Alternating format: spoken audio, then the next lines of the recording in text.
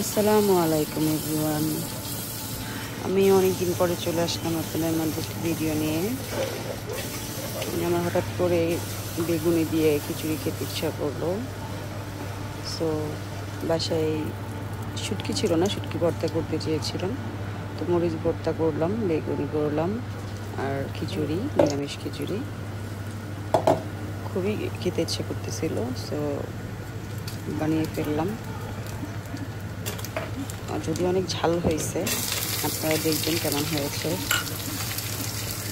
আপনারা এভাবে বানিয়ে খাবেন বাসায় মাঝে মধ্যে। বেগুনি দিয়ে খিচুড়ি ভালোই লাগে।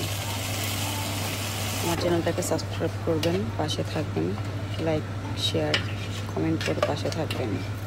আমি যেন আপনাদের মধ্যে নতুন নতুন ভিডিও নিয়ে আসতে পারি। আসসালামু আলাইকুম।